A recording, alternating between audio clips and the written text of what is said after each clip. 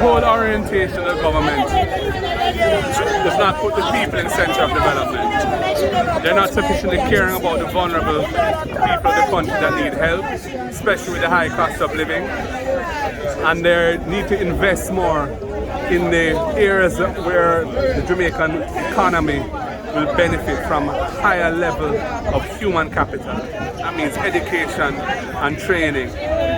In particular, these are areas where we're underperforming and the government doesn't have any solutions for it. And that needs to be an intense area of focus if we're going to really achieve a high growth model where we can create wealth for all our people. So that is the main difference right now in our strategy. We're a people-centered party. We believe in uplifting all people and dealing with all of the barriers that keep people down, historical and otherwise. So that is what we're about. That's what we've always been about. Power to the people. Mr. Gold's presentation was all over the place.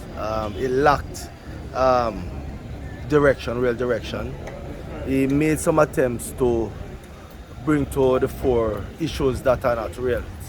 Most of the plans that he spoke to, when he had the opportunity in government, I guess he was devoid of those ideas at that point in time.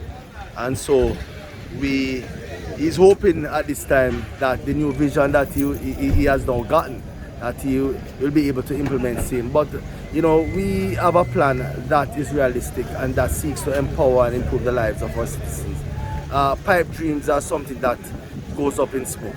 I think he covered all the bases. He outlined the steps of a new direction that the country has to take. The path that we are on is not one which will uplift the lives of the majority of people. So he made very specific recommendations about what we need to do differently.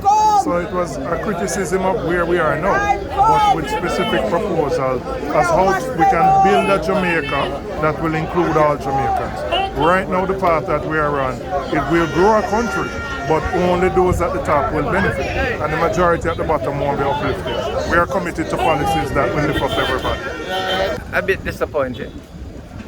I don't think he has come forward with anything to improve the quality of life of the Jamaican people. Certainly when the former leader of the opposition, Edward Siaga, was there, he put forward innovative proposals that could really raise the quality of life.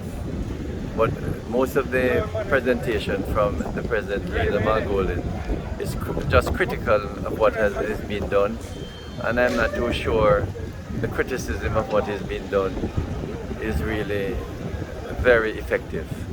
The leader did a wonderful presentation today. It reflects the policies of the PNP that we know it as. It reflects a policy that deals with the people at the center of any government. And this is what we have advocated as a party over the many years, in contrast to what the Jamaica Labour Party government do nowadays.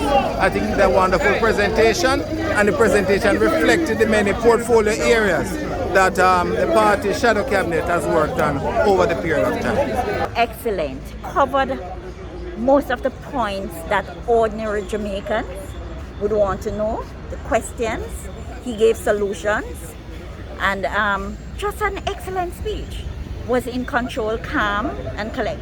The noise was coming from the government side, and he just stood his ground and spoke what he wanted, what ordinary Jamaicans wanted him to say. Well, I think today's presentation was very comprehensive. I think the party leader, the opposition leader, captured the essence of what the Jamaican people are feeling, and also reflected the mission and vision of the next PNP government. I must congratulate him on an excellent presentation. I had to be here supporting him, and of course heard what he had to say. But excellent presentation.